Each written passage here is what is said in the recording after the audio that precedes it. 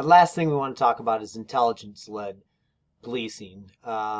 This is a fundamental philosophical change following 9/11. Combines a homeland security focus with the many advances made in the realms of COP and POP, and it emphasizes information sharing, collaboration, and strategic solutions to crime problems at various levels. So since 9/11, what we're saying is that policing has experienced a fundamental philosophical change,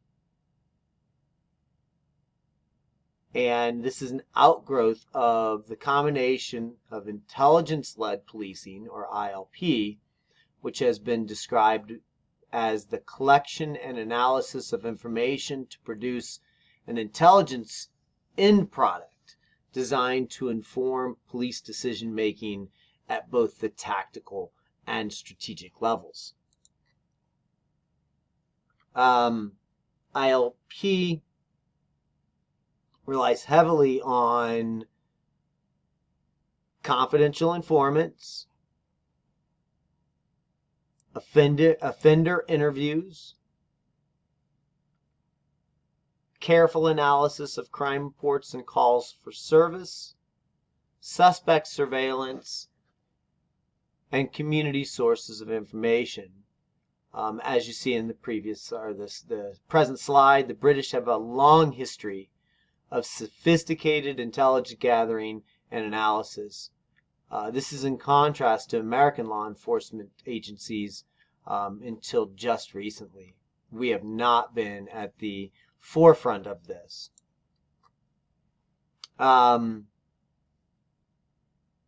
ILP is different from POP and COP in a few ways. First off, it emphasizes a top-down managerial approach. It also relies heavily on problem identification through careful analysis of the criminal environment as a whole.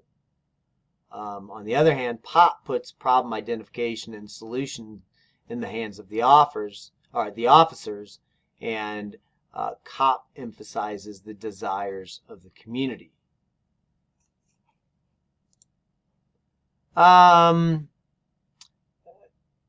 It's led through fusion centers, something like the National Criminal Intelligence Sharing Plan, or the NCISP, which is aimed to improve intelligence gathering and sharing among the agencies across the country.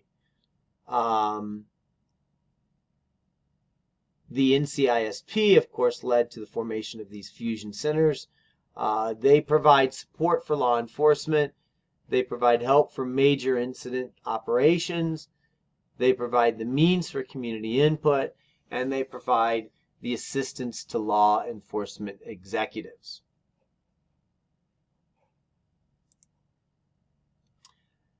And some of the support functions are also critical. There are many support functions within the police department itself. The personnel service recruits new officers, creates exams, and handles promotions and transfers. Internal affairs processes citizens' complaints of police corruption and may assist police managers when disciplinary action is brought against individual officers. You also have the Office of Budget, which processes payroll, purchases equipment, and plans the budget itself.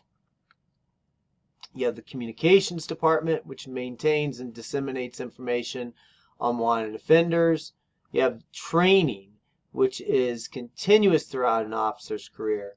It starts at police academy and continues once you become an officer. Some officers have annual training sessions and some don't. Depends on the department you're in.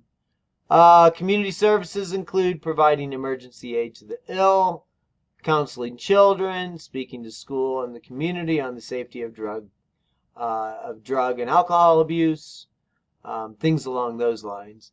You have specialized crime prevention units which help citizens protect themselves from criminal activity. This includes advice on home security, and agencies maintain or have access to forensic laboratories to analyze evidence and classify fingerprints. So that's a brief look at policing and its roles and functions in our society.